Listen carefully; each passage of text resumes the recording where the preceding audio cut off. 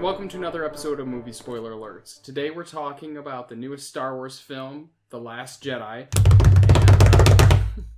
And, I've seen it twice, and I think you guys have both seen it once. Correct. So we're going to go over the plot, and then we're going to start delving into it. This hopefully will be a short podcast, but with it being Star Wars, it probably will be a little longer. So Go nice on us with the comments too, please. I'm a big Star Wars fan, as I'm sure pretty much all the last podcasts I've been wearing different Star Wars shirts. So we'll go through the plot, and I got my little Porg coffee mug, which is not filled with coffee. Is that what they're called? They're called Porgs? They're called Porgs. So these are the Porgs. Got it. And I got this from Alex way before I even knew what a Porg was, but we'll talk about it all. So, the other thing, too, is that we're approaching our 100th movie to be spoiled. It'll be coming out hopefully next week. I haven't decided exactly what movie I'm going to do, but I'm going to do some movie. So, we'll go into the plot of Star Wars, and feel free to interrupt with all the interjections, because it's Star Wars, and then we'll talk about some more specifics. So, the film takes place with the Resistance fleeing the main base that they were at from the First Order, who's now mounting an attack. And this is taking place directly after The Force Awakens, where they've just blown up the Starkiller base. And the First Order is mounting their attack against the fleet, and they end up destroying the base. And now the Resistance is flying through space, and they decide to mount an attack against the First Order, against one of their bigger ships, which is called... what was it called? I wanted to say Dreadnought? Dreadnought. There we go. I wanted to say Destroyer, but I knew that wasn't right. So Poe leads the attack, and it's kind of a suicide mission. They lose a lot of people just to blow up this one ship, which he was very happy they blew up the one ship, but it kind of is a point that's brought up several times in the movie, is that the sacrifice they made was not worth what they got out of it. You get a little bit of a foreshadowing to Poe being a little overzealous too. Yeah. And for this act, he's demoted by Leia. He was a commander, and now he's I think they make him a captain. And so from there, they jump into hyperspace, kind of to flee the First Order. But as soon as they exit hyperspace, immediately the First Order appears, which means the First Order tracked them, which up to this point in the Star Wars universe, that had not been technology that was known. The ability to track somebody in hyperspace. And through a couple conversations, we find out that though it wasn't a possibility, now it is. They are able to track people through hyperspace. And so with that, they're pretty low on fuel, and they know they can't just jump to hyperspace again, because if they do, then they'll follow them, and then they'll be totally out of fuel, and they'll just be sitting ducks. So they try to come up with a plan, and while they're trying to come up with this plan, Kylo Ren, who is, with the First Order, he flies out with a group of 2 other TIE fighters. They attack the main capital ship for the Resistance at their main bridge, which is where Leia Organa, Princess Leia is, and she ends up floating in outer space, and a lot of the chiefs and officers for the Resistance are killed, including Admiral Ackbar. And... we see Leia floating in outer space, presumably dead, and then all of a sudden she starts moving and actually is able to kind of Mary Poppins her way back into into a section of the ship that's not destroyed, but then immediately, is very injured and kind of goes into a coma-like state. Which we'll talk about that scene and how you guys felt. I know, Zach, you had some opinions. But not a fan. But so she gets back in, and now the Vice Admiral, because Admiral Ackbar was killed and General Organa is incapacitated, we now are on to the Vice Admiral, who is Vice Admiral, let me just make sure I've got Holdo. And that was played by Laura Dern. So now she's in command, and she has a more passive plan that she's not really revealing, but all we know at the moment is she's planning on just kind of accelerating forward because their ships are faster than the First Order ships, so they're kind of just playing this long cat and mouse game. But the First Order knows eventually they're going to run out of fuel and they'll be able to blow them up. So that's kind of what's going on with the Resistance fleet. And while this is all going on, we have Rey, back on Ahch-To, which is the planet we ended on at the end of The Force Awakens, where she is seeing Luke. And we see her, handing over the lightsaber, and Luke immediately takes it and throws it over. It took them like 10 minutes. He takes it, and then he throws it right over his shoulder. Dragged out scene. So, and essentially what we find out is Luke has completely given up on the Jedi way because of what happened. Which wasn't surprising. Yeah, because of his failure with Kylo Ren. And because he failed, he feels like he can no longer do it. He's completely cut himself off from the Force. He doesn't use the Force anymore, nothing. The Jedi like to banish themselves when they fail. They're very hard on themselves. So Rey is there now trying to get Luke to rejoin the Resistance and get his help. But on top of that, they're also trying to get Luke. She wants Luke to train her because she certainly is a Force-sensitive person and has a lot of possibility to be a Jedi. So she wants to pursue that. Rey is joined by Chewbacca. Yes. And when they took the Millennium Falcon. Yep, and then R2-D2 is with them as well. Yeah. And on this island is where we see the Porgs, which are these goofy penguin-like things. And we'll talk about it. Like penguin, gerbil, bird hybrids. I swear they said like pigeon or something. Yeah. I don't know. Maybe they... They're like a pigeon penguin combo thing. They're supposed to be cute, and they make a couple jokes with them. I don't think that they were grotesquely used. I think they were cute, they served their purpose, and they weren't obnoxious. Like, they could have been. Like, we didn't see the Starkiller base be destroyed by a Porg and its use of the Force, because that would have been silly. That would have been amazing. Yeah.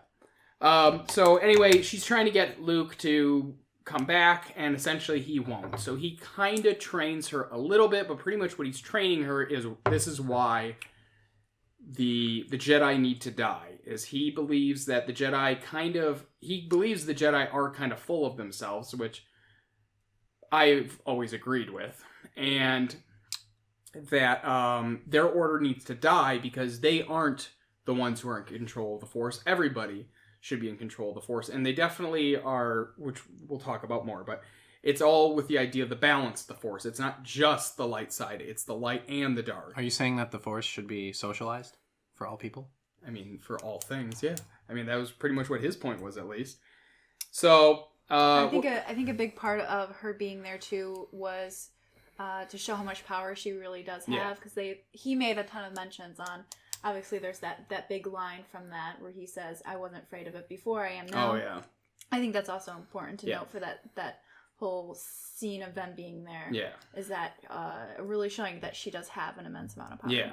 And while she's kind of going through the training, this is kind of separate from what she's doing with Luke. She's having these telepathic conversations with Kylo Ren, where they're both in their own respective places, but they can see one another and they can talk. And they don't make it clear whether or not she can see him more clearly, which I was kind of curious about that, but I don't know that it matters. They're having these conversations, and essentially what a lot of them revolve around is why Kylo turned to the dark side. And what it turns out is it was kind of seen from two different points of view. Actually, it was really seen from three different points of view. But what it was is Luke realized how powerful Kylo was getting, and while Kylo was asleep, for a moment he thought about killing him. And he kind of turned back. He's like, no, I shouldn't be doing this. But he still had his lightsaber out and was standing over top of Kylo. And that's when Kylo woke up. So from his perspective, it looked like he was trying to kill him. And that's what caused him to be like, okay, I've been talking with this Snoke guy, which they didn't go into too much detail, but we know Snoke was already influencing him. And he's like, this guy seems right, and now my master just tried to kill me. Okay, he's definitely right. Now I'm going to burn the Jedi Order to the ground. So it's kind of that Luke failed him, and because he failed him, that's why Kylo turned. It wasn't really... Luke doesn't interpret it that Snoke was the one who swayed him. It was his failing in trusting him. So, because of this... and with a big fight that, when Rey finds this out, she ends up deciding to leave the planet because she's sick of trying to convince Luke. And she heads back to try to do what she can to help the Resistance. I think what's important too is on the planet, you see Rey kind of with these visions towards this magical hole in the ground that Luke kind of gets freaked out about because he's like, you just kept going for that. You didn't even bother to try to fight these inclinations, which were clearly symbolizing some dark side of the Force. Yeah, and in the lore of Star Wars, there are certain places that are dark side places, and they're light side places, such as the tree that we see in both. We see it in both 5 and 6. I know we see it in 5, where Luke goes into and he sees Darth Vader.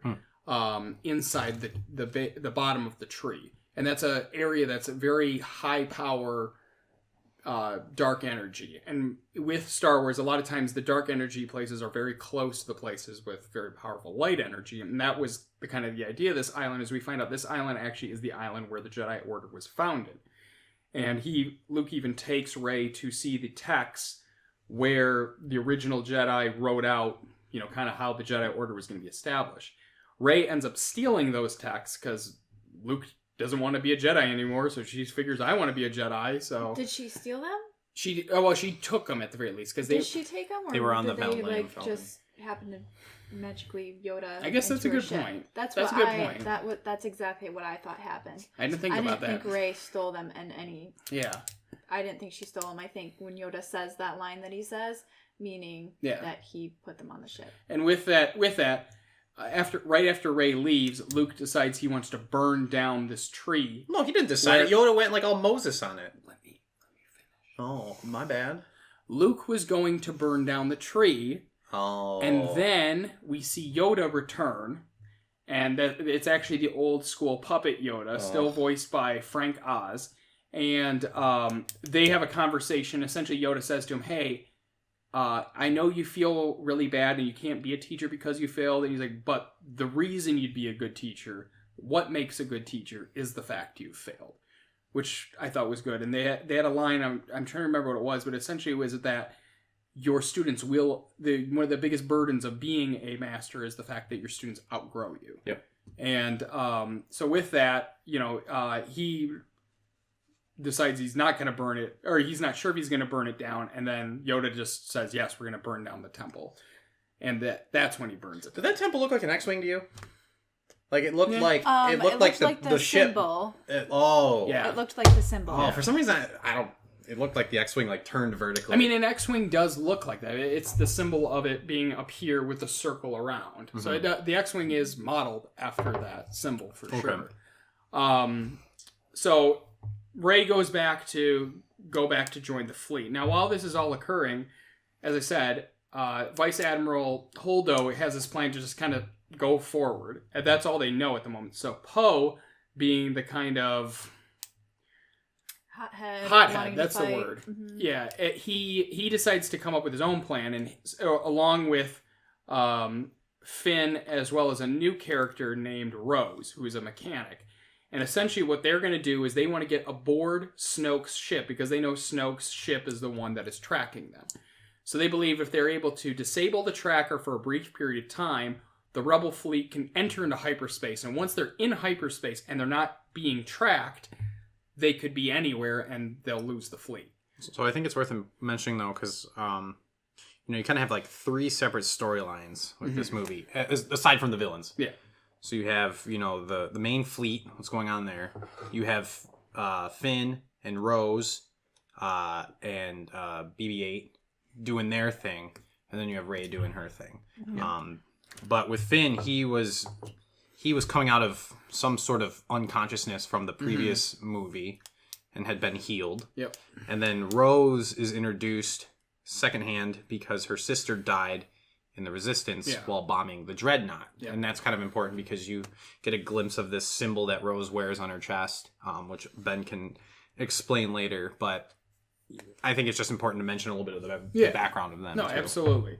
And so we this mission is going to be that they're going to disable this tracker. But Finn used to be a maintenance worker for the First Order, so he knows a ton about how their ships are set up. But the problem is that they don't have any way to break through their security code. So what they need to do is they need to hire a code breaker. So they have a brief conversation with Maz, the big orange-headed woman from the 7th film. Yeah, the short but big-headed woman. And then they end up essentially going to this planet that has a bunch of arms dealers, and through a long series of kind of questionably necessary events, they find this code breaker. They bring him back with them, and they use the code breaker to get aboard Snoke's ship. With that, though, they're in kind of like a metropolitan, kind of almost like a Casino Royale kind of area where a lot of rich people go to gamble on. I don't know what those creatures were called. I forget their name. They were like horse camel. Oh yeah, looking things. But just making sure to cover that. That's where Rose grew up, training those animals to compete, because that'll kind of come into play later. I don't think she did grow up there. She didn't grow up there? She said she'd never seen the animals before. Oh, you're right. She grew up doing that though, like kind of. No, she grew up in a mining community. Yeah, you're right. My bad. That's where she grew up. It's the idea that we see slaves being used at this casino, and she empathizes with the slave children that are there. And while they're at their casino, they get arrested. That's how they meet the codebreaker. They break out, and they get help from the slaves that are there by showing them a ring that has the rebellion or resistance logo on it, which they kept using. They kept transitioning from using the word resistance to just saying rebel, because they kept saying rebel, rebel, rebel more and more and more, which I thought was odd that they were switching back to the old name, but maybe that's what they wanted to do. But anyway, so now we have Finn, BB-8, and Rose, who just entered Snoke's ship in order to disable the tracker. While the same thing is going on, that's when Rey enters onto Snoke's ship, and she is now trying to meet with Kylo, because she believes she can bring Kylo back to the light side, or at the very least, not necessarily the light side, but at least away from the dark side. And so as she's doing this, they've got one. Just like you were saying, it's 3 stories kind of coming back together. And we've got, them trying to disable the tracker. However, they fail. And, they're taken prisoner. And she goes to Kylo. Kylo immediately has her put in cuffs and brought before Snoke. So this movie is kind of a culmination of a lot of failures. That's what I kind of took away from it, is it's a lot of failures. A lot of plans that fail. And so... first, Rey goes before Snoke with Kylo, and they have a conversation, and essentially Snoke shows he is way more powerful than both of them, and that he actually was the one who fostered this telekinetic conversation, really just as a ploy to bring Rey to him, as well as find out where Luke is, because we had seen Kylo use this ability, but apparently he learned it from Snoke. Snoke's able to read people's minds, and not just read them, but force them to tell them stuff. So he finds out where Luke is located, and he says, okay, as soon as I'm done blowing up this rebel fleet, we're going to go kill Luke. And at the same time, while this is going on, Admiral Holdo what her plan was, is that she actually, what she wanted to do was take a bunch of small transport ships and have them fly to a nearby planet and kind of hide out there. Because of their distance from the First Order fleet, they couldn't see the small transport ships. They could only see the large capital ship. And so her point was kind of just to distract them long enough to get these small transport ships off. But when we go back to Finn, Rose, and this codebreaker, the codebreaker overheard that this was their plan, and he sells them out and tells the First Order, yeah, this is what they're planning on doing.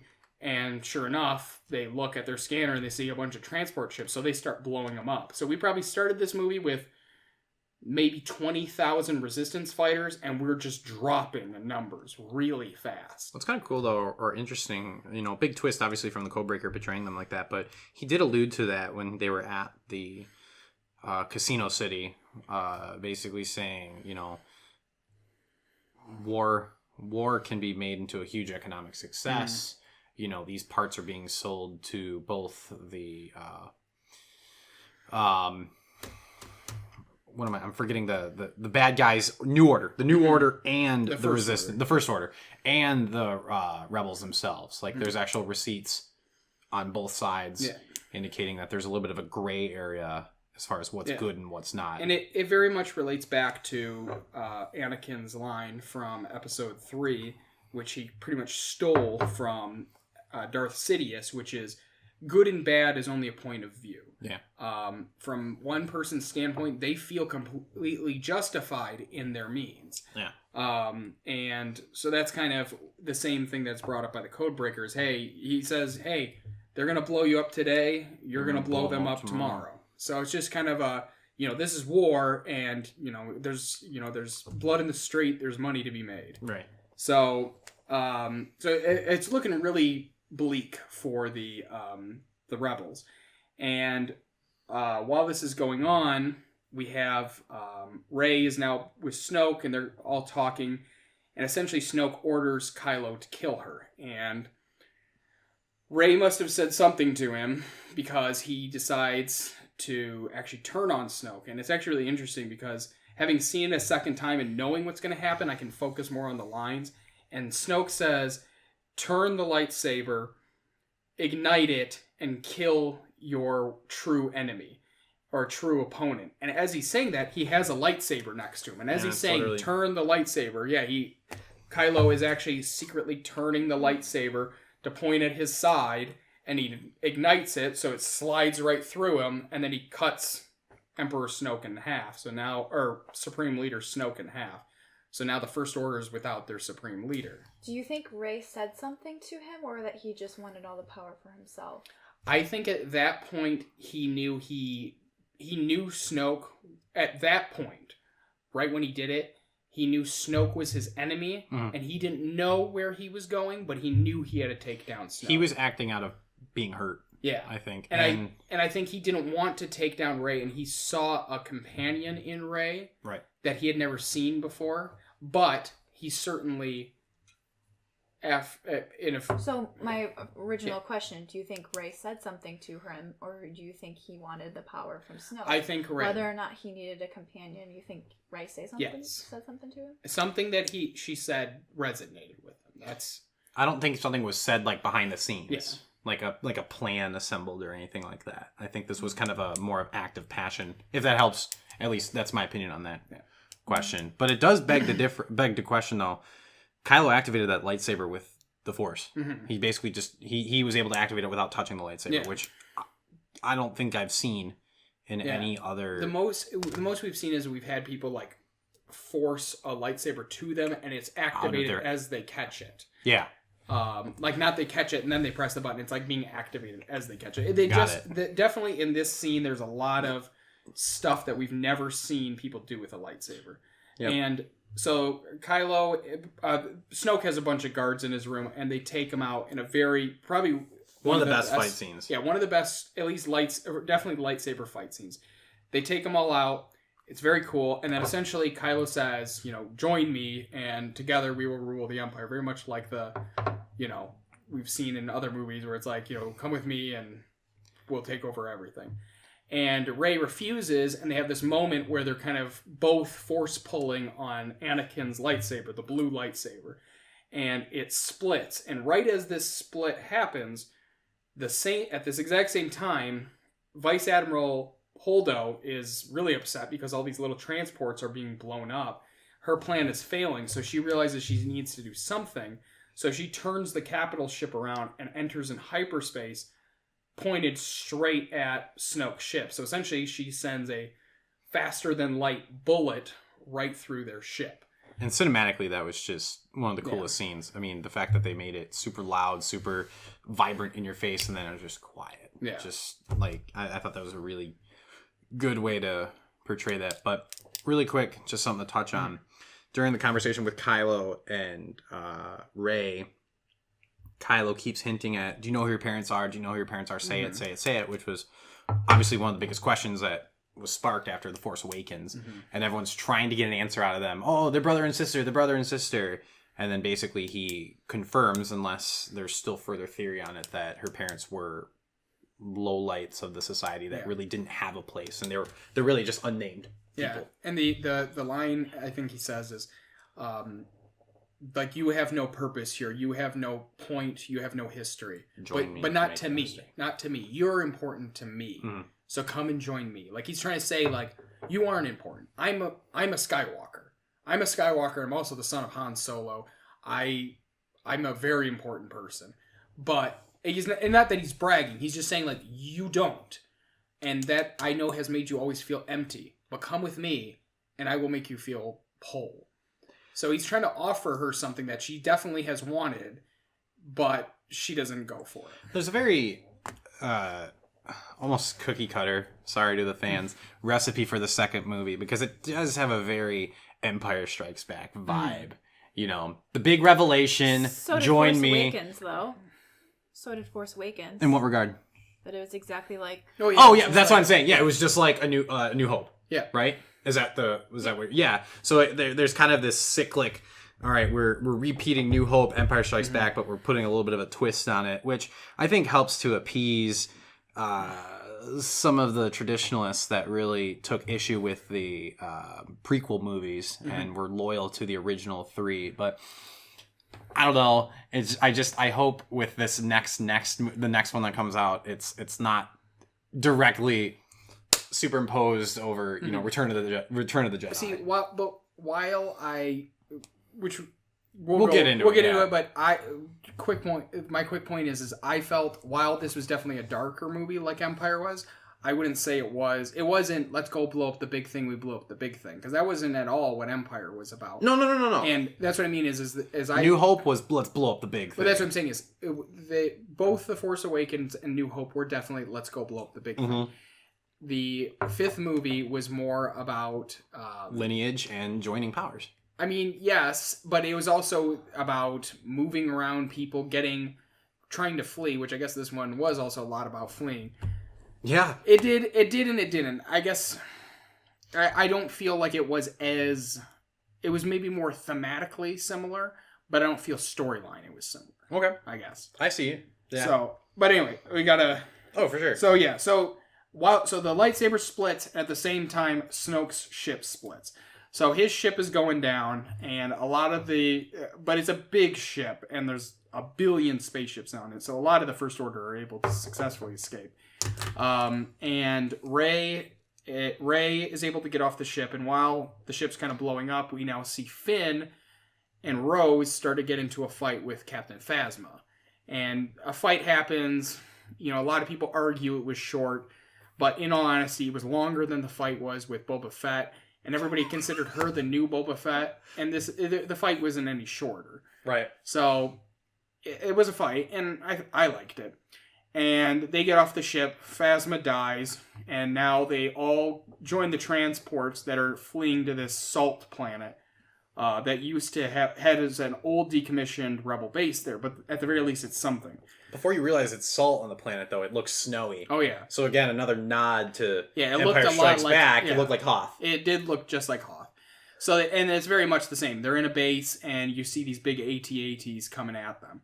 So they get in the base, they put down this giant shield door, and, now like I said, we probably went from 20,000, 30,000 rebels at the beginning of the movie to maybe 200. It's a small number. Yeah. And so they're hunkering down, they're getting into the trenches, they put down this giant blast door, and they don't really know what to do. And now it's, Leia has no idea what to do, and they just really are not sure. And so they decide that, because this big gun arrives that's going to blow up the door that's protecting them, it's the last line of defense. And so this gun is there, that's apparently old, stolen Death Star technology. And so they decide they're going to try to do what they can to destroy the gun. As they're going in to attack, they're getting bombarded by the First Order. It doesn't look hopeful. And they have, TIE fighters in the sky that are just taking them out. And all hope looks lost. And then you see 3 TIE fighters explode, and you see the shadow of the Millennium Falcon fly over. And then they just start decimating the TIE fighters. And Kylo sees his father's old ship and is furious at the sight of it and tells all TIE fighters to go after it. So they're able to pull the Millennium Falcon away, now leaving these ground troops somewhat better protected because they're not getting attacked by TIE fighters to try to take out this gun. But still, they try, but it's just a hopeless effort. Finn almost tries to suicide into it, and right at the last moment, he's knocked out by Rose, who saves him, and they have a sort of touching moment. Very odd romantic moment. Yeah. It was really cool, though, at least with the layout of the planet, because the surface is white, like crystalline salt, and then underneath it, it's like blood red. Yeah. Like, that's just the color of it. So... It's a very Disney-fied movie in the sense that it's not gory, it's not anything like that, but it was cool to see the tracks of the ships that had little skis on the ground or when they'd crash, because it didn't necessarily, like, they weren't blood streaks, but you could tell battle happened there, which looked really cool. The thing is, that's kind of how they got around it. Once Finn is knocked out of the way of the gun fires and blows up the door and causes a significant explosion, and that's when all the white sun-stained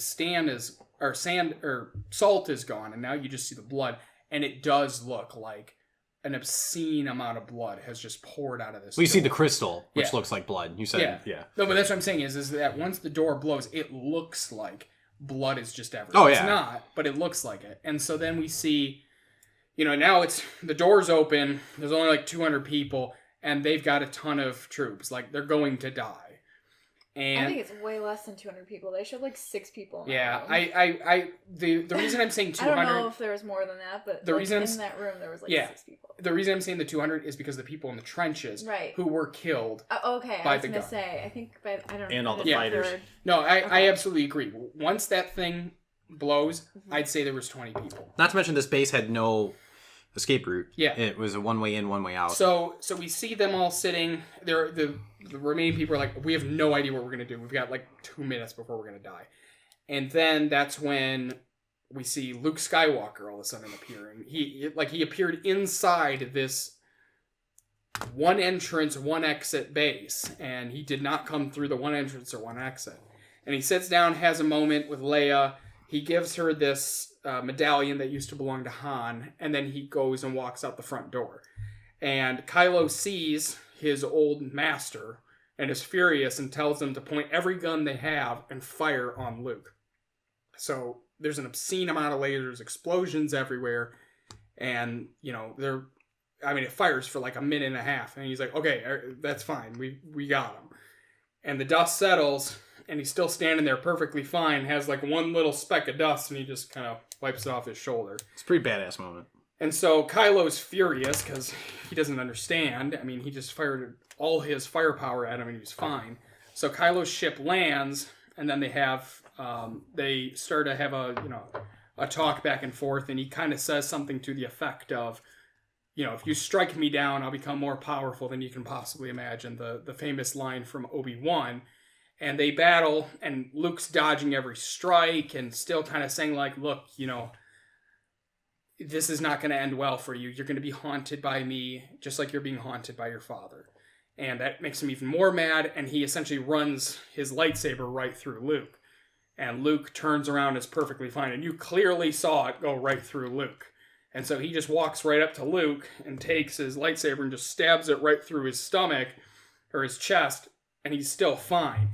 And then all of a sudden you realize, or they transition, and you see Luke back on Ahch-To, and he's actually been astro projecting himself the whole time. And a ton of stuff all of a sudden clicks for you, because when Luke appears, he's got shorter hair than he did earlier in the movie. His hair is now brown instead of gray. He's wearing different clothing, but that's understandable. He's got Anakin's lightsaber, which we saw Anakin's lightsaber split in half. And also with the fight with Kylo, every time Kylo moves his foot, you see the red sand be revealed. However, every time Luke does, nothing gets revealed. Because he's not actually moving the salt. It's just an astral projection. And it makes a ton more sense. And so you realize, and Kylo's furious because he realizes this whole thing that Luke's been doing has just been a time-wasting distraction. Because the rebels were able to find a small crack that these animals were escaping from. And while they find the crack, Rey finds the opposite end of the crack and uses the Force to open up the crack, allow the remaining maybe 20, 30 rebels to escape, and board onto the Millennium Falcon. And this is how we know it's such a small amount, is they all fit on to the Millennium Falcon, all the rebels. And they get on the Falcon. The Falcon escapes because the Falcon's not being tracked by the First Order. And we transition to seeing, we see Kylo furious because he made a big dent in the Rebels, but he didn't completely snuff out their spark. And he's furious at this, and we see, Luke back on Ahch-To, and essentially he's exhausted all of his abilities, because that was a lot to astro project himself across the galaxy. And because of that, he ends up kind of being, the same way Obi-Wan did and the same way Yoda did. Just phase out. He doesn't exactly die in the traditional sense. He just dematerializes. Yeah, dematerializes and becomes one with the Force. So that's the big thing of the film is Luke dies. So so we see back on the Millennium Falcon, we see everybody's happy they escaped, and that I think what they hope is that their symbol, what they did, is going to be kind of like the Alamo. It's going to be the spark that ignites everybody else in the galaxy to rise up. And we transition to seeing the same slaves that we saw earlier in the film with Finn and Rose. All of the kids kind of talking about the battle, and they're talking about it in some language we don't understand, with toys that look like they handmade. And we see one of the kids staring at the stars as he has the same ring Rose gave him with the resistance symbol, kind of saying that there is hope to come. And he's also somehow using the Force. Well, there was a very subtle point where they get kicked out by the slave owner, like, stop playing. And the kid walks out. The broom's leaning against the door. He walks out and he holds his hand out, and you see the broom swivel and fall into his hand. So he basically he used the Force to gravitate that broom into his hand, and then he's staring out to the stars, and you see it basically, he's holding it almost like he would a lightsaber. Right. Yeah, and so he's standing there, and then, the music swells, and it goes into the ending credits. So, end of the movie, Rey's alive, Finn's alive, Kylo's alive, we got Rose now, and surprisingly, Leia is actually alive, which I'm assuming everyone knows Carrie Fisher died, so that was a bit of a surprise. I expected her to die, though I had heard she doesn't, so I was very surprised, though, to see her. And if they can make a whole CGI concert performance of Michael Jackson, they're going to be able to CGI Carrie Fisher in the remainder of the movies. Well, they have confirmed she's not going to be in the 9th film whatsoever. They're just going to be like, she's just doing her own thing. Yeah. How are they going to explain that? Well, and we're going to talk about it. So, All right. So, first initial impressions. My tablet died, so I'm just going to go off memory. But what were you guys' initial impressions as you walked out of the film? As in, I liked it. What were you feeling in general? Did you like it? Did you have questions? I immediately was trying to figure out whether I liked that film or The Force Awakens more. Oh. I like this one more than Force Awakens. Force Awakens felt a little forced to me, no pun intended. But it felt like it was really trying to appeal to a very specific set of audiences. Like, we're going to bring back this motif and this motif and this motif and this line and make Han's first words this, and just, I don't know. This movie took a little bit more risk, and I liked that. And it kind of left me with questions. Actually, after Ben and I watched this movie, that was the first thing I said to him. I turned and just go, I have questions. That was it. I had questions. So I didn't really have my opinion yet about the movie and I'll probably have a better opinion of the movie after we talk through it a little bit more. Having seen the movie twice, I was definitely thinking the same thing, which I liked more. Having seen the movie twice, I absolutely liked this movie more. But I also, for the first time I saw it, I'm a person that, especially when Star Wars is on the screen, there's so much happening. I'm trying to absorb everything. And I felt like, not that there was too many, but there was a lot of stories going on, and I'm trying to remember them all, and I'm trying to think about every individual line and how this line meant that, and that meant this and that. And so, I'm trying to, connect all these dots and make my own, rogue gallery of stuff. So, walking out of the movie, I felt like my head was exploding just because of how much stuff. Seeing it a second time, I was able to actually, go, I see. So... But that's what Star Wars needed to do. It needed to branch out a little bit more, because sometimes I don't know, sometimes the original 3 or Force Awakens, it felt very linear. That's why I liked the prequels more, because it felt like there were multiple storylines kind of branching out and coming back together. My dad always said he always liked to call it like he always called it a tale of two robots, or like a tale of two cities. It's always this idea that something's way out here and we need that something like here, and there's this magical reunion, and that kind of keeps repeating on itself. But just this time it felt like there were multiple things out here that needed to come together, and I really liked that. Yeah, as simplistic as that was sounding. So I guess what were the scenes that really stood out to you, like just throughout the film? Whether it was good, whether it was bad, whether it was you had questions, whether you just thought it was pretty. I don't know. What were the scenes that stuck out? Kind of a broad question, I know, but obviously the hyperdrive that was amazing. I mean, obviously that's like the most shocking part of the film. In terms of the only I wouldn't even call it a problem, but the only thing in the film that stuck out to me where I was like, okay, we didn't need that, was when the guy like licks the salt. I was like, it's salt. Like, yeah, that was unnecessary. Figured out it wasn't blood. Yeah. And two interesting things for those who haven't seen it. First off, the guy who says that, so when they're in the trenches, and we haven't actually been told officially it's not snow. It doesn't look quite like snow, but he licks it and he goes, oh, it's salt. The guy who says that, his character name is Sergeant Salt. And the guy who is directly to his left... Is it Dr. Pepper? Is the director for Rogue One. So I thought that was interesting. He doesn't have a line, but it's just cool that they put him in the film, because he did Rogue One. Which, if I was a director, I would do whatever... Or if I was anybody, I would do whatever I could to just even have a moment in a Star Wars film. So I think what was really cool about, So, I got a big nod and a tip of the hat to the cinematography of this movie. Far better than Force Awakens. There were just so many scenes where you could tell hours of work were put into it. Whether it was Rey getting the rocks to elevate from that little perch she was sitting on, or I don't think this view had ever been shot in a Star Wars movie, but the hyperspace shot, that was a top-down view of the ship going through it. Most of the time you either see from the ship's perspective going through something, or from a background perspective of that ship going through. So being able to look top down and just see this streak, I thought was pretty brilliant. Yeah. On top of the fight scenes as well, which were tenfold better than Force Awakens. Yeah. The hyperspace one, the second I saw it, I was like, I cannot wait for this movie to come out in 4K. Just get the still frame. And I love, this is from Samurai Jack, and I thought it was the most beautiful scene. I would love to get that scene on something, because it just was gorgeous. And everybody who's seen the film agrees, as far as I've heard. It was a gorgeous scene.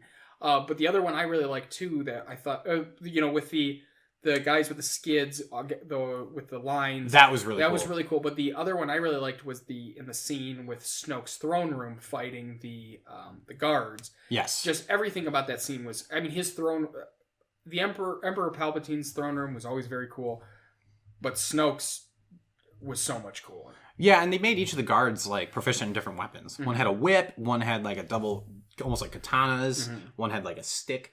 So it was just cool to see Kylo and Rey adapt to different fighting styles very quickly, and using each other to fight. Oftentimes they'd either be back to back or helping each other out. You made a point when you and I were talking that not very often they use... Other Jedi haven't been as creative as far as using their other hand. One point Rey is being pinned down, she's kind of being grappled, and she drops the lightsaber into her other hand and was able to, execute her movement. Or one of them were somewhere where they turned on the lightsaber and it stabbed them in the face. Yeah, right after that. Yeah, that was a pretty cool scene, I gotta say. Yeah, it was definitely new lightsaber techniques. Which the thing is that I come from a martial arts background, so I'm always very interested in fight choreography, and it's sometimes frustrating that you see, at least in the prequels, because that's where you see the majority of the more complex lightsaber fighting, they all fight in the same style. You mean in the original three, right? No. In the prequels, we see them fighting with very similar styles. Really? Yeah. In terms of, it's all very, you don't see anybody with anything besides a regular one-handed, or, regular single lightsaber. You don't see people with curved blades, except when you're talking about the Sith. Sure. And the reason is because they're all being taught by the Jedi school. They're all being taught the same fighting style. So it's refreshing to see somebody who wasn't taught the Jedi way, who learned to fight originally with a bow staff. Right. such as Rey or Kylo, who fights with a tri-blade, which does make his fighting style different, see them actually fight different than we've seen before.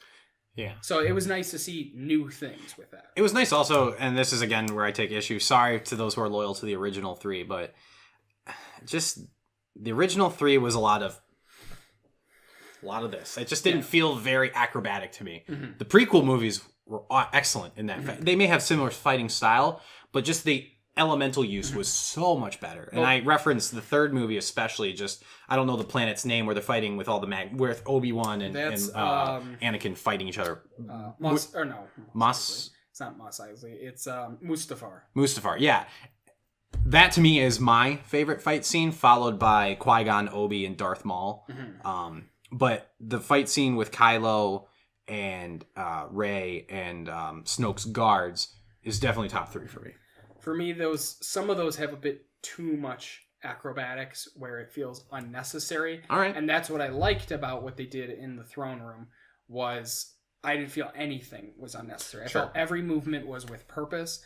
And if you're not moving with purpose, you're just wasting energy. Sure.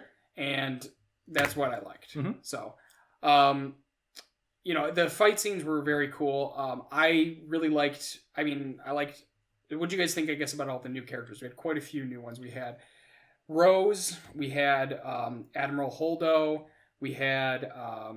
you get a bit more of a dip into General Hux, is his name? Yeah, we saw a lot more of him in this movie. Hux, but yeah.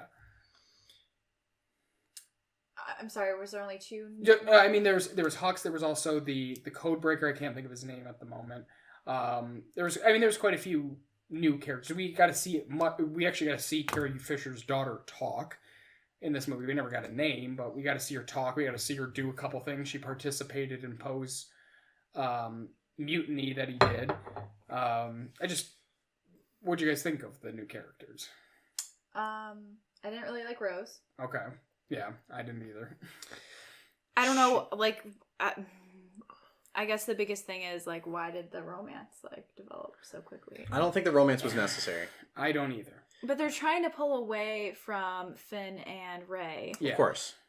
But we know the hours that spanned we know it was only literally hours. Yeah, it was somewhere between 16... It was at the very most 16 hours. What's interesting, though, is I like that they pulled in Rose because you get to see someone who's affected by these wars, right? We have all these primary characters who are main drivers of the plot. But you have someone like Rose who's disheartened because her sister died and see her look up to Finn, who is a resistance hero. Yeah. Even though he wouldn't relate as one. So it was interesting because it kind of is it's a shift in focus as far as, you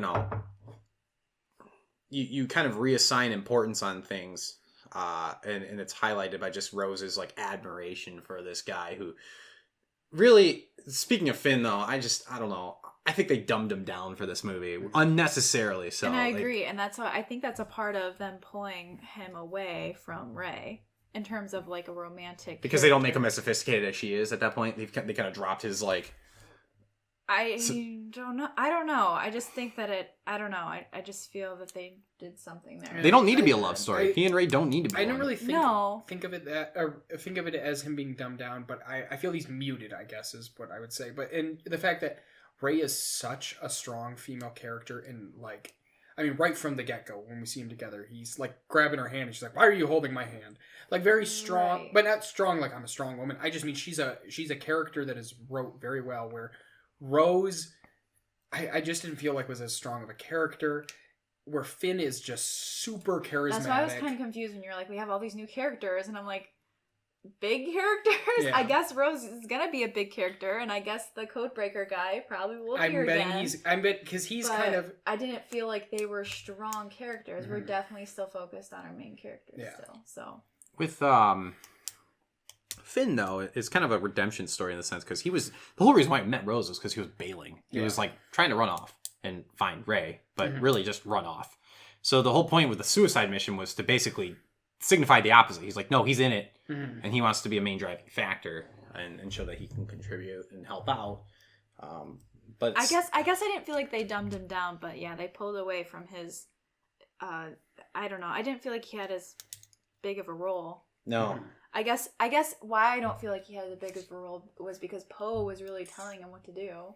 Yeah. He wasn't really he wasn't like going on his own and breaking free of the resistance. He was following Poe's orders, and that's why I feel like he kind of got a secondary role. And to me, it just felt odd. It makes sense, and it does relate to the overall theme of like failures and stuff like that. But it seemed odd that this right here is exploding and dying, and then you're gonna go way over here and go find some random guy at a casino.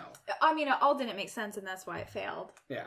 I mean, if it did make sense, it would have been. Yeah, and if it did succeed, I think it would have been silly, and that's what I kept falling for. Like, oh, okay, well, this is gonna succeed, and then I was like, oh wait, no, it failed, and they just lost like another 60% of their force, and it's like every single time they try to do a plan, pretty much not listening to either Leia or Admiral Holdo. They're like, every time, it's like, you're not listening? Okay, we just lost a bunch of people. You're not listening? Okay, we just lost more people. Mm-hmm. So.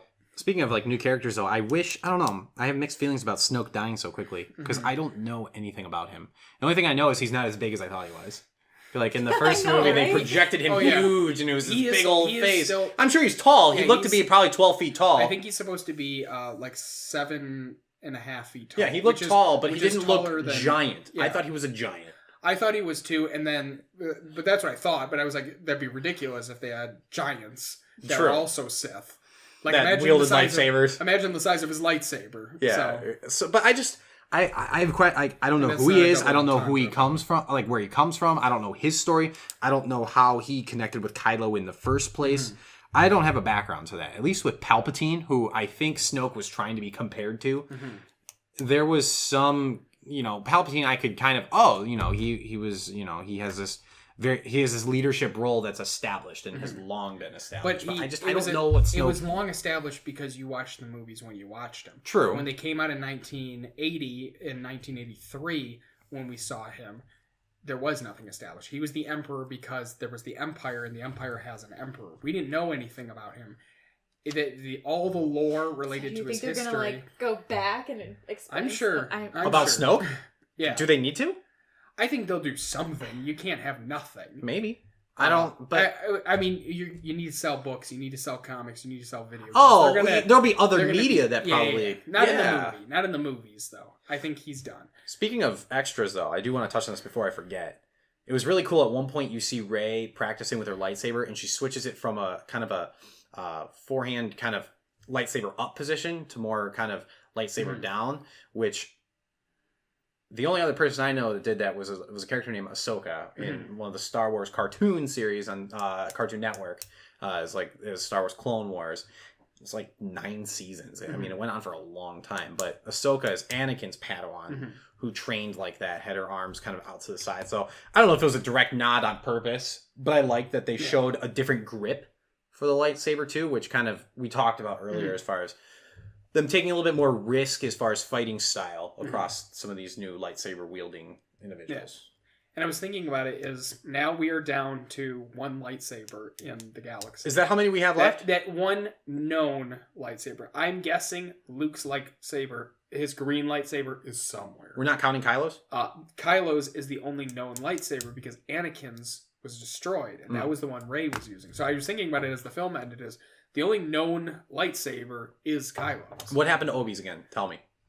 Obi-Wan's. Obi-Wan's is the one that split when Kylo... Obi-Wan's lightsaber... Actually, Obi-Wan's lightsaber, I don't even know what happened to it. That was in the 4th film. Anakin's lightsaber is the one that I'm referring to that Luke was given by Obi-Wan. Because at one point, didn't Luke and Rey have a lightsaber separate from each other? No. We never saw Luke. The only time we saw Luke with a lightsaber was when he was a projection. So he was just pretending he had a lightsaber. That's why his lightsaber was blue. Got it. Because it wouldn't have made sense for him to have a blue lightsaber unless he made one, which he very easily could have made one. We know he's made the green lightsaber. So I guess the question is, as dumb as this sounds, who is the last Jedi? I mean, as of now, that's actually what I wanted to get to is the big take to me, and I want to know your. I'm going to ask the question. I'm going to answer it, so my question makes more sense. What is your takeaway from what this means to the Star Wars universe, specifically with the whole Luke storyline? To me, it means that the Jedi Order, as we know it, is dead. There are certainly strong, good Force users. Maybe not necessarily light side, but good Force users. And maybe Rey is that last Jedi, but the Jedi Order, in the sense that they have the Jedi Temple, they have the Jedi Code, they have their principles, they can't marry, blah, blah, blah. That is dead.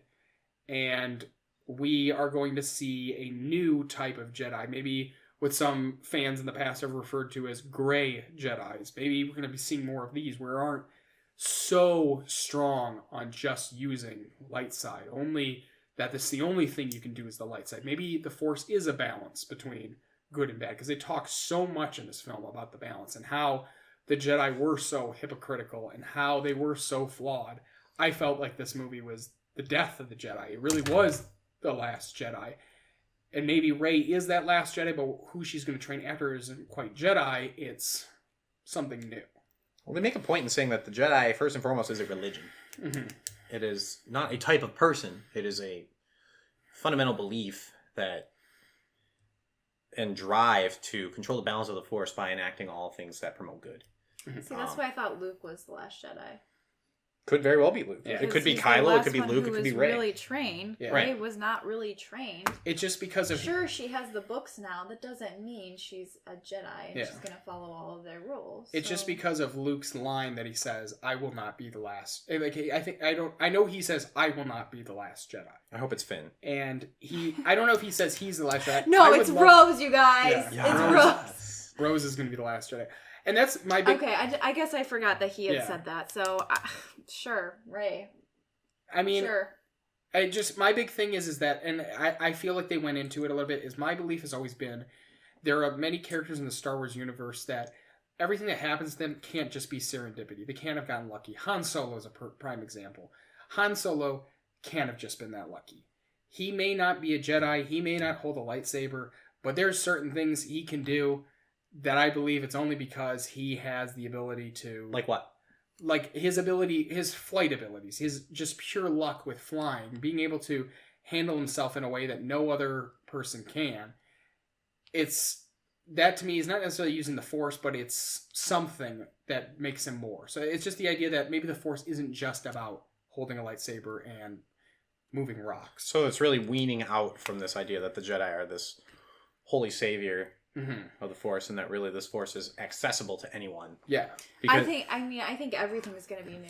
I think Kylo Ren says it a couple times, like everything's going to be different from this point on. So I think they're changing everything. I think Kylo's the last Jedi. I think that's the... That's true. That is true. That's the Here's a good point. that's where I'm going He's with the it. last, he's the last trained Jedi, like officially trained Jedi. That's absolutely true. Because Rey has really just been trained based on kind of self-guidance. Mm-hmm. You know, just kind of coming to certain conclusions on her own and experiencing things. Total sidebar, I meant to bring this up earlier. This has no... this can just be a... Yeah, like nothing else has to be added. But it was really cool when Kylo and Rey were talking and it was raining and Kylo's hand was dripping water. Which I thought was really cool. Which kind of really like showed how palpable their experiences were when they were meshed with each other.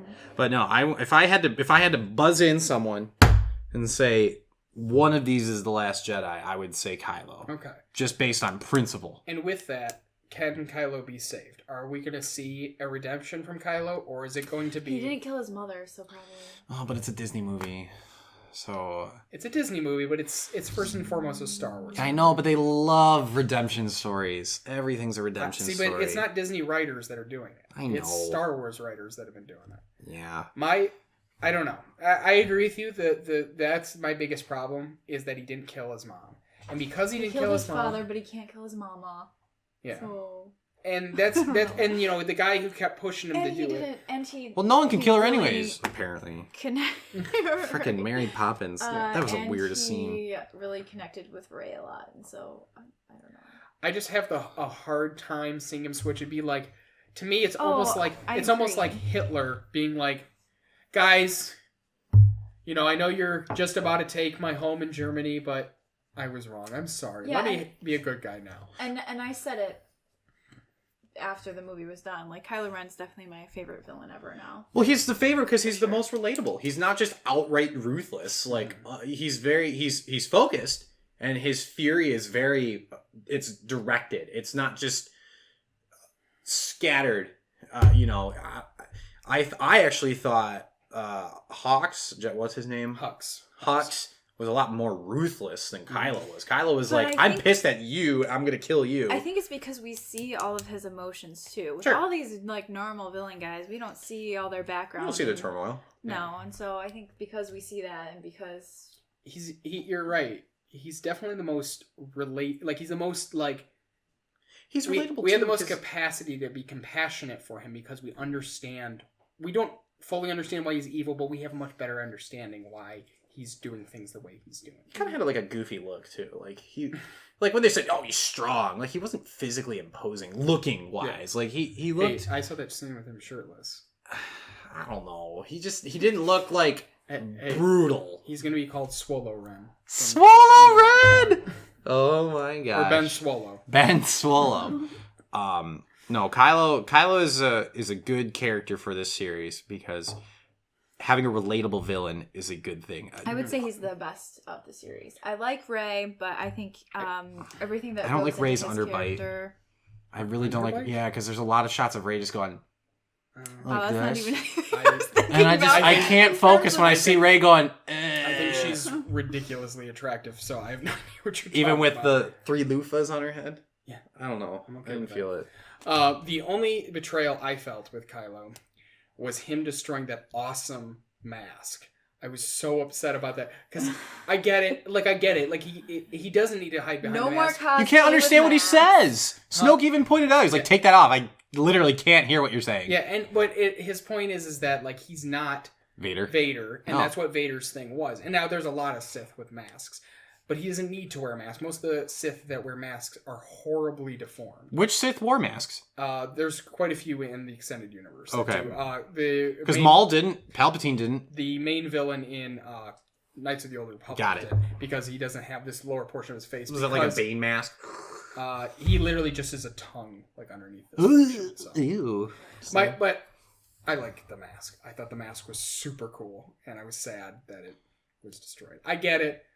I just because you're right. That's exactly what I was thinking. Is the cosplays? Yeah, is just gonna all be, the cosplays are now destroyed. Now we gotta find 30-year-old guys who have acne and giant noses in order to. Well, no, people are still cosplaying Vader. They're not cosplaying demasked Vader. I know, but they're gonna still cosplay Ren with the mask. We're gonna have 2 full movies with Ren without the mask. Yeah, but again, it's symbolic. You need to. Part of being able to relate to someone is being able to see their face and see the happiness or sadness that they have. That is very true. And if they're just behind a mask, you can't relate. That is very true. Good points. That is a very good point. I do have to agree with you. It's a plot device. So I know we were talking about it, and I liked your opinion. I started seeing it resounded in other people, but where do we think? How much later is this film going to pick up? Ooh, yeah, that's a good question. Where's it going and when?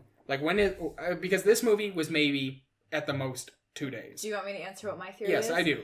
So we see this kid, right? That's showing these that he's force sensitive. Whatever.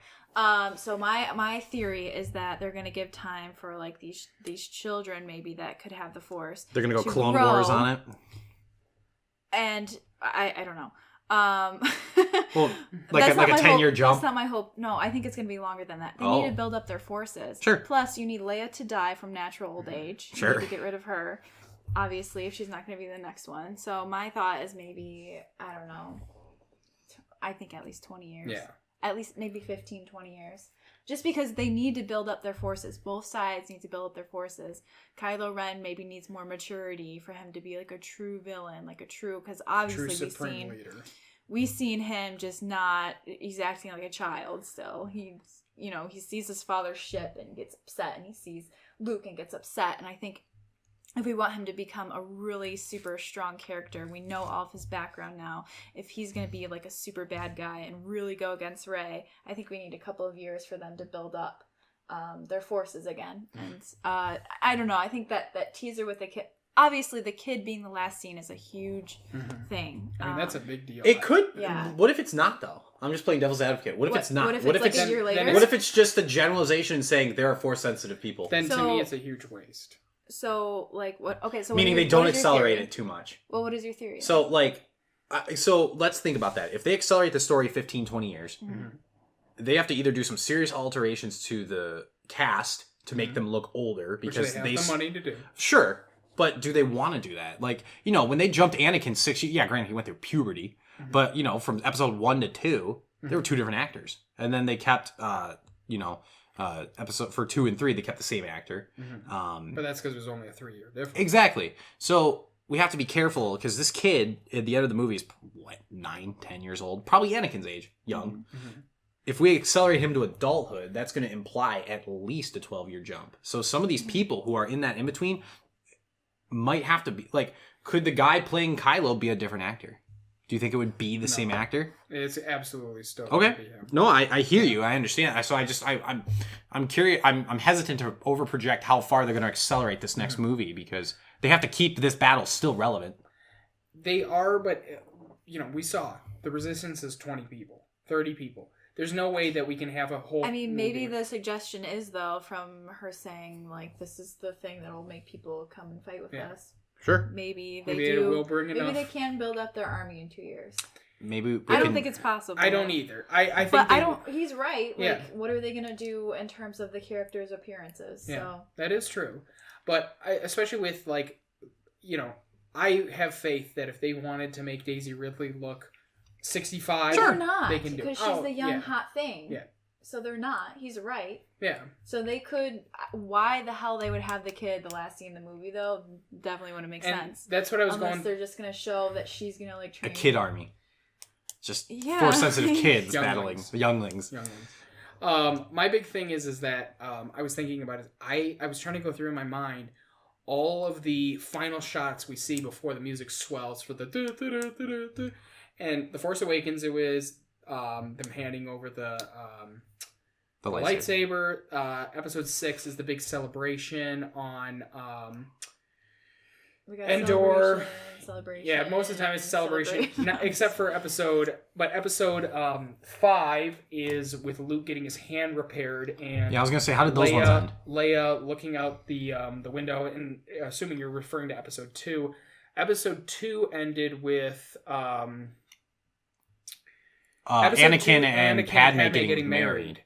So Yes. so it's always been our primary characters and typically doing something important at the end. So at the very least, it's always been something important. Yeah, and I'm not saying like this kid is going to be the one we're going to see. I'm just saying they're showing that there's the force is out there or whatever. And I think they need, I don't know, they need some sort of time to build their army. What are they going to do? They're going to get destroyed.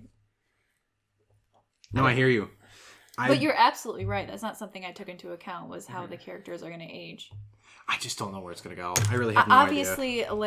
Obviously Leia's gonna have to die of natural causes because they're not gonna say she got blown up because they did that in the movie and that did not work out. So it was so dumb. I'm sorry. That was a stupid scene. The only justification she force bubbled a vacuum to keep herself alive. Only I think justification it's so dumb. I can give is that they knew everyone knew she was gonna die. Like everyone knows that she's passed. But that's a huge thing to do to give her power and access to the Force. She had Force power. She's always had Force power. But we've never seen evidence of it being used before. We absolutely have. When? Like 3 or 4 times. When? Give me one. Episode 5, she talks to Luke from an incredible distance. She talks to him again in episode 6. In the extended universe, there's an obscene amount of stuff. But she didn't transmit that through like R2 or anything like. No, she talks to him mentally. Oh. That's how they found when Luke falls down the shaft after his hand is cut off by Vader, and he's hanging off of this nameless place at the bottom of Cloud City. She guides Chewbacca directly to where he is. All right. she's It got was silly. It was silly though, but It they did. knew It it was did. going to surprise their audience, Sure. and that's why they did it for Yeah. sure. It was silly. the way it looked. Mary Poppinsing it. Yeah, Mary is Poppins. definitely the Yeah. way to say that because it was Which my over the top, but I think they knew it was going to surprise everyone. And my belief is that how they did it, or when they did it, that was after she passed, was when they got that scene together. So I feel like that's why it looked a little goofy. But it just, it was going to look goofy either way. yeah, I accept. What I mean is that I had no problem with the fact it happened. I have a problem with how it looked. And honestly, I think part of it is, and what people pointed out is it had to do with the rigidity in their body.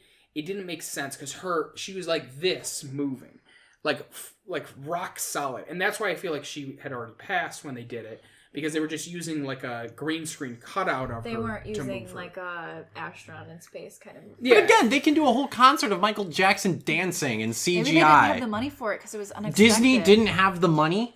They absolutely had the All right. money. No, I'm sorry, but no, they absolutely did. This is the most Maybe they didn't budgeted have the film, time or the probably. money. Yeah, That's it what just- I'm saying. Oh, it was just so dumb. I'm sorry. Yeah, it Crucify me if you will. I thought it was the dumbest looking scene. I don't think it looked as good as it could, but I liked it because it was a very big surprise and it threw me.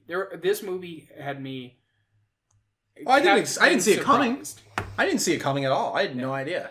The only thing I saw coming was as we were walking into the movie, some 4-year-old was going, "So Luke dies? So Luke dies?" Oh, I thought and it said Snoke. No, he said Luke, and I wanted to kill that kid. Oh, I didn't know I that's what wanted he to. said. Oh, I was so mad. I've never wanted to hit a 4-year-old more. Well, during the hyperspace collision where the ship is colliding into the enemy ship, arguably again the most cinematic part of that movie. It wasn't a heavily complex. It was just a beautiful scene. Yeah. This kid behind us just goes, "The side got hit." It's just like, oh, because everything was dead silent, and then this kid perks up and says that. It's like you just ruined It wasn't the climax just that. of the movie. He said it like 6 times, asking the side got hit, and it's like look at the screen. And then his grandpa was like, "Yeah." I'm like, "Shut up." Yeah. Oh, it was so bad. I've never had noisy people sit behind me. I've seen 2 movies with Zach, and both times we've had noisy. Yeah, I people attract the behind us. noisy people, apparently. I had to yell at the gentleman, and he, for the most part, shut up. Gave after a I very yelled at him. stern talking to. So, But yeah, so I guess, and that with that scene, because this is the kind of the last point I always like to hit is I thought I always loved John Williams. I think he's the greatest composer. I don't care what anyone says. I thought the music was awesome, but I also love the use of silence because the silence during that hyperspace shot is what made it. brilliant. And the silence also that I also really liked was you hear this kind of like and everything stops, and that was every time Kylo and Rey talked, and it just kind of like everything was like there was a ton going on around them, but they could hear nothing because they were talking. Yeah. And I really liked that. Oh, yeah. So the sound design, I mean, it's Star Wars. The sound design, special effects, Everything's music, going to be top notch. it's going to be the best. Yeah. Zach says. Even if it's Disney. even if it's Mary Poppins, Oh. even if it's Mary Poppins, it's going to be the best damn Mary Poppins you've ever seen in your life. Oh, God, that was just horrible, I gotta say. But Ben and I cracked up. If you haven't, well, hopefully you've seen the movie by now, but if you're going to go see it again, stay at the end. Because there is a consultant for Chewbacca, and they're specifically credited in the movie. We were speculating as to what that meant. Yeah, I mean it's Peter Mayhew, and Peter Mayhew is Chewbacca. So I didn't see. I didn't see if he. I'm sure he is listed twice, but he's just listed twice as Peter Mayhew as Chewbacca, and also the Chewbacca consultant was Peter Mayhew. Probably because there was something that they were doing with Chewbacca, and they're like, "Would Chewbacca do this?" And Peter Mayhew said, "Yes." So in the comment section below, to any of you who have theater background or movie production background, please inform us what a consultant would possibly do with Chewbacca, because I was quite stricken by that, and I'm just curious myself. So I guess we've talked about how they're going to build it up. Is there anything else that you see coming in the new movie, or are you completely blank? Because I have no idea.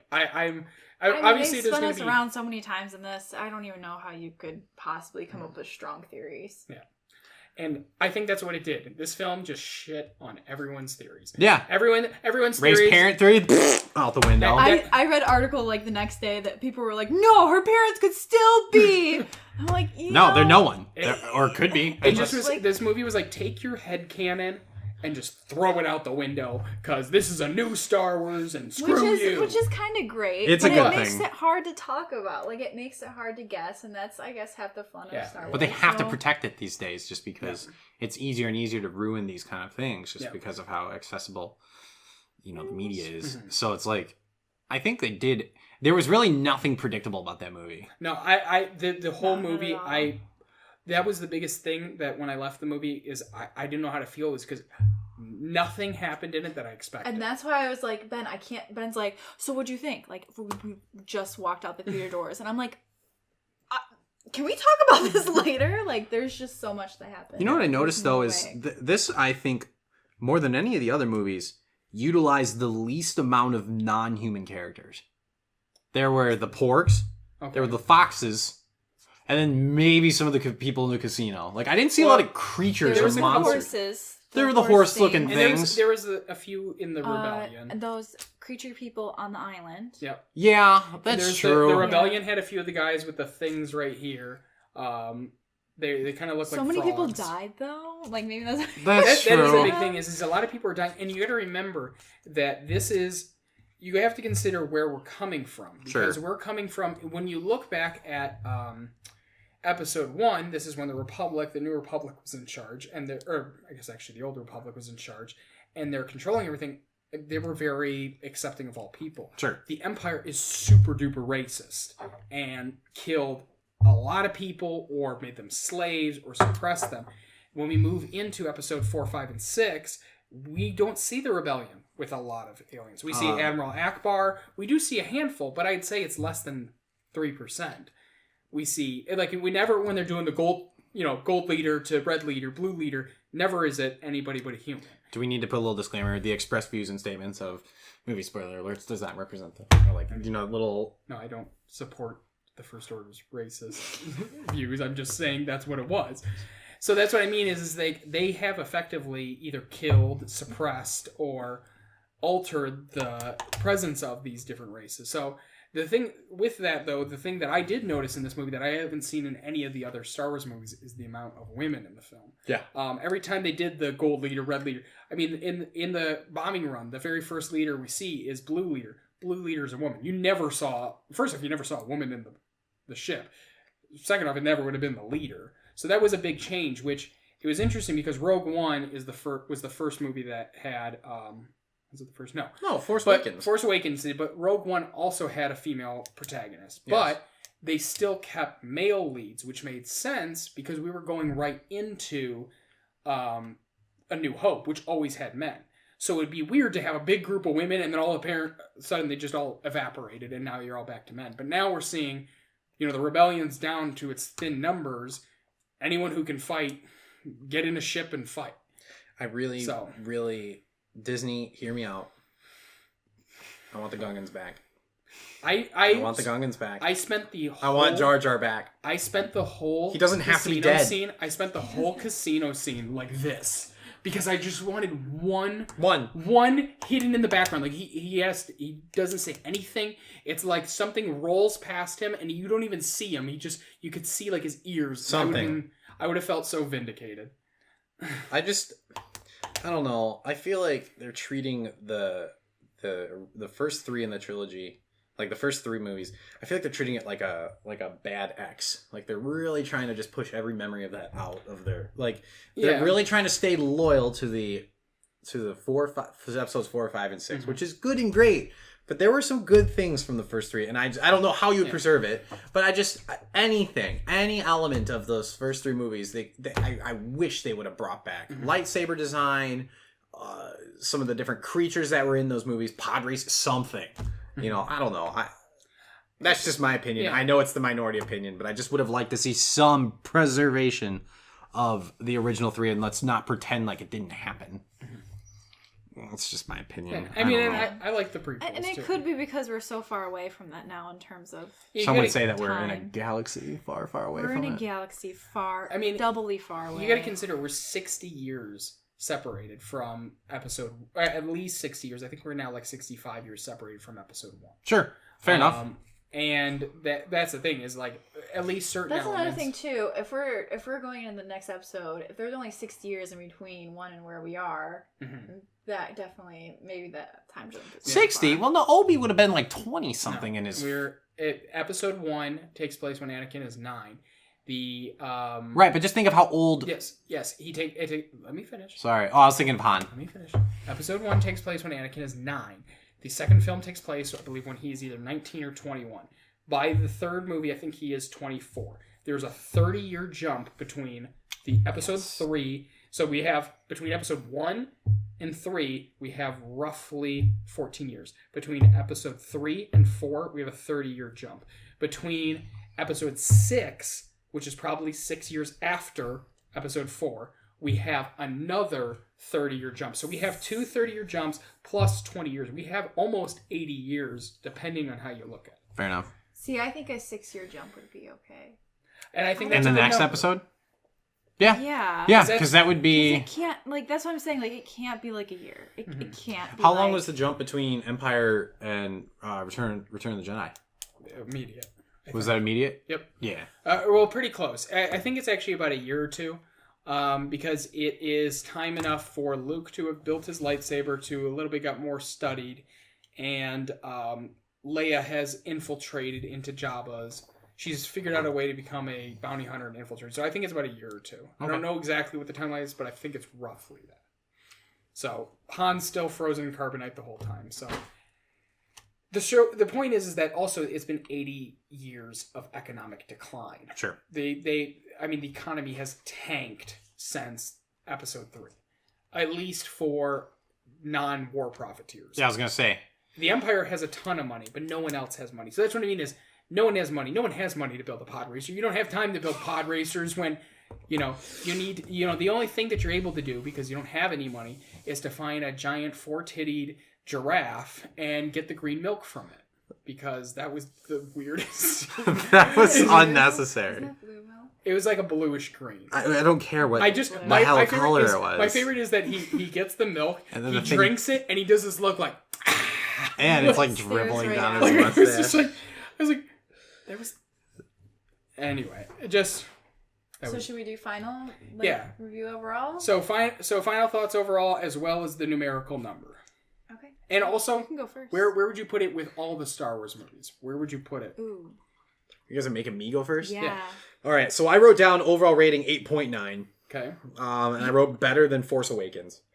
As I mentioned, it presented a more dynamic storyline. The cinematography, unprecedented, at least relative to that storyline. For the most part, I really like the character development, except Finn, which was just unnecessarily simplified. 8.9. I want to be blown away with a 10 on this last movie of this trilogy. I still miss the prequels. I'm gonna just say that outright. But I think you mentioned this. That's how our generation grew up with. We grew up kind of having this knowledge that Darth Vader, Anakin, was Luke's father, and then watching these prequels, it wasn't really a surprise, but it still had its gripping moments. Yeah. Whereas people from who were old enough to watch these movies in the 80s were able to appreciate Star and be like, whoa, Emperor's like, that blew my mind. So I'm trying to keep my expectations in check, just because I'm coming from kind of a biased opinion to begin with. So I would say 8.9 overall. And where would you place it? Where I place it as far as all 9 movies. 9 movies.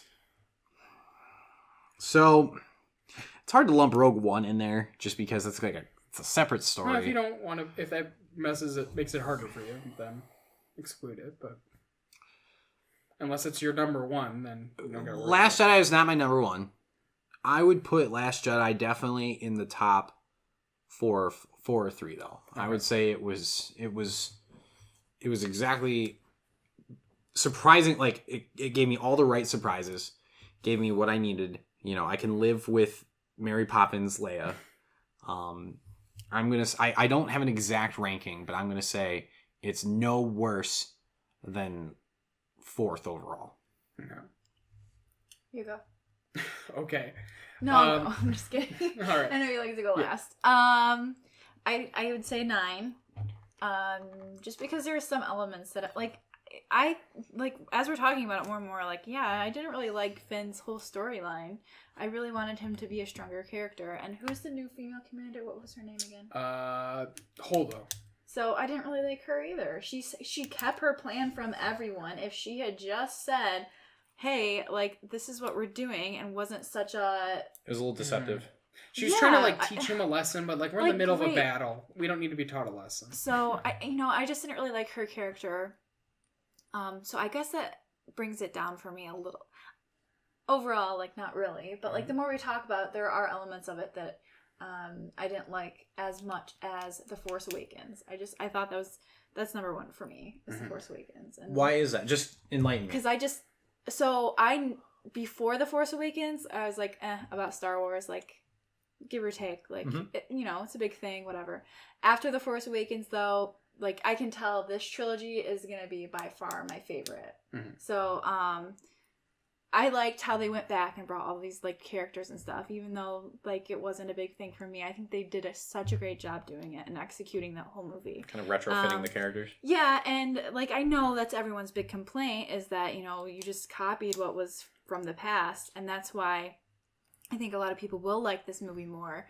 But that wasn't ever a complaint for me, and I really liked that movie. Sure. I liked the strong characters that they brought into the movie, such as Kylo Ren and Rey. I really like those 2 powerful characters, and I like them in this one. But yes, for me, this is probably number 2, because I can tell this is gonna by far be my favorite trilogy. Yeah. Just, I don't know. It's just, I like it. Perfect. So, I don't know why. I think that's the only reason pulling me back from giving it a 10 is because they did a couple of character things really funky. And I forget I haven't even mentioned this, but my whole thing, I'm like, the whole day after we seen it, I'm like eating lunch and like, I can't get like Star Wars theme songs like out of my head and stuff. But I was thinking, I'm like, man, if Finn and Rose didn't park their damn ship on the fucking beach, everything probably would have been just fine. Yeah. Can I interject for a sec? Yeah. I just thought about this. Episode 1, the original, like, I'm kind of bummed because the music as a whole for the new Star Wars movies are great, but there's no one song that's iconic to me. So when I think of the original 3, I think of... You're talking about the prequels. Yes. The original. Sorry, the prequels. In the original 3, there's those songs that are embedded into my brain. I will never forget Probably them. have to watch these ones more. It could very well be. There's no song though for like Kylo. There's no song. There isn't one for Kylo. They use a lot of throwbacks to. For example, every single time Leia came on, Leia has a specific song. They played her song. They play it has a name. I don't know what the name is, but it's in the Force Awakens soundtrack. It's called Jedi Steps, which I realize there's a lot of steps on that island. That's why they named it Jedi Steps. But it's the da, da, da, da, da, da. And they use it that much heavier in this movie than they did in the original, and way more than in the prequels. No, they used it a lot. I thought they used it a lot in the prequels. They use it more in this. Right. No, that's true. So, but you're right. There is no iconic song or music that's in this. I can't hum any bar from the movie. I just know I liked all the songs, but there just wasn't the dun da da da da da da da. Like there just wasn't one iconic song. So I didn't mean to interrupt this process, but it was a thought that jumped in my head. I'm like, I don't have a song. I don't have a song in my head, even though I have all of them in my head. Mm-hmm. Yeah. All right, and so was there more for you? Sorry, because Zach will be interrupted. I didn't mean to. No, he's fine. No, really, that was just like that's what pulls me away from giving it a 10. It's just that obviously the failures in it are really big to the movie, and that's fine. But I think it pulled away from the character's powerfulness or whatever, which is also fine. Yeah. I'm okay with new characters taking steps up, but overall I'd give it a 9. I'm giving it a 9 because of Rose. No, I'm just kidding. That's why I'm giving it a 9. No, but did they really have to give her a yin yang symbol? I mean, that's what they like. I Her mean, and her sister yeah, had I a guess it yin kinda was a yang yin-yang symbol. yeah. It's a little culturally I think it was- appropriated in my eyes. I think it was more supposed to just be a 2-parted necklace. No, which right, invariably- yin yang. Like it just which looked a little invariably forced. is going to either be a heart, which is even more cliche, or it's going to be a circle pendant that is not cut straight in half. It's going to be cut in a curved shape. But anyway, no, but there is certainly flaws, but I would say it is by far the prettiest Star Wars movie. It's by far the prettiest. I liked the expansiveness of it more than there was in The Force Awakens. I felt like they revealed more about just the Star Wars universe. Of course. Yeah, and I mean I love The Force Awakens as well. And I felt like that there were certainly flaws, and there were some flaws that sometimes I can overlook flaws and I can still give a movie a 10. But most of the time, like for example, Interstellar is a 10 for me. I hate Anne Hathaway. I gave it a 10 because Anne Hathaway was overtaken by how great the movie was. But there were certain things about this film that I didn't like that do still stand. But I mean, overall, I thought it was great. And in terms of its place, I think I would probably, for me, it's, I probably need to give it a little more time, but for me, it's probably right up there with Empire. And I'd say probably Empire is my favorite. I like all of the movies, but Empire is probably my favorite just because it just has meant the most to me in my life.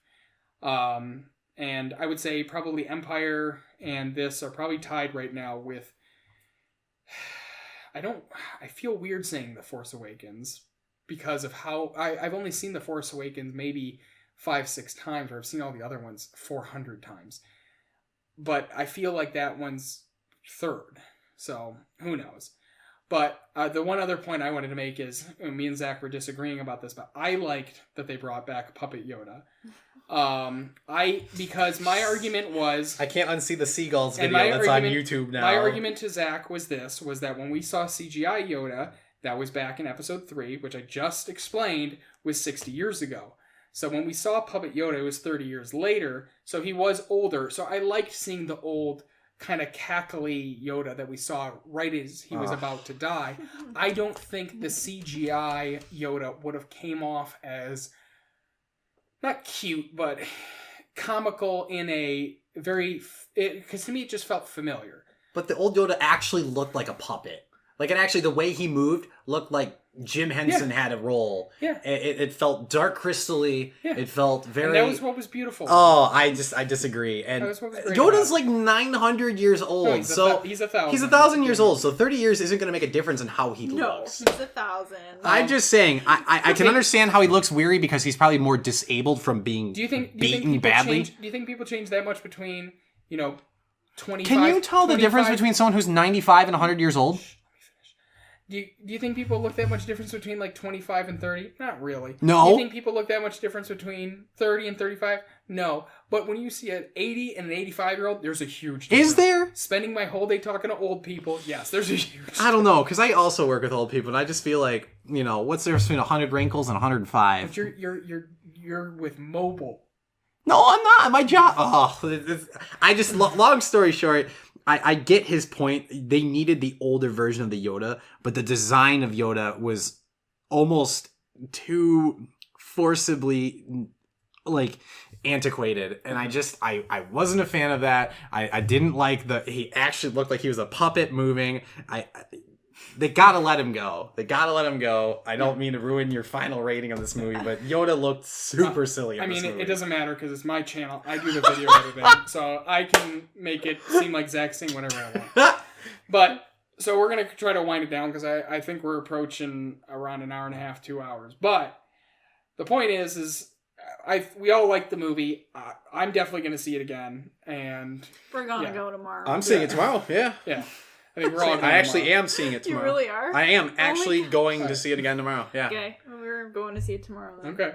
So, So we're gonna just wind it down. So let us know. I guess let us know in the comments. A, what you thought. B, explain to Zach in other words why he's wrong about. No, Yoda. be nice to those who are agreeing and disagreeing.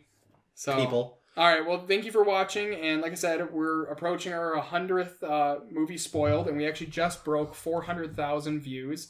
I think we just breached 1,800 subscribers. So, please like, subscribe, and really check helps out all us of our out. articles on our website. We're getting that up and running. Yep. We've got some more reviews on there. So yeah. Yep, and the website is just moviespoileralerts.com. It's all in the description of this video, as well as every video. But if you have any requests, any things you like, you don't like, please let us know. If I point down, will the link be under my finger? Swipe up to subscribe. Swipe up! Swipe up! Like, I just want to point to wherever. Would it be here? I don't know. We'll see. We'll see how much. Go to the link below. Somewhere in this general area. And there's a description thing below on YouTube, and we'll see how much I care about going back and editing. I'm sure whoever. No one's gonna figure out how to use the YouTube links. Yeah, so exactly. We're gonna point them out to you. Really good. All right. Right there. So thanks for watching, and May the force be freaking with you. Nice.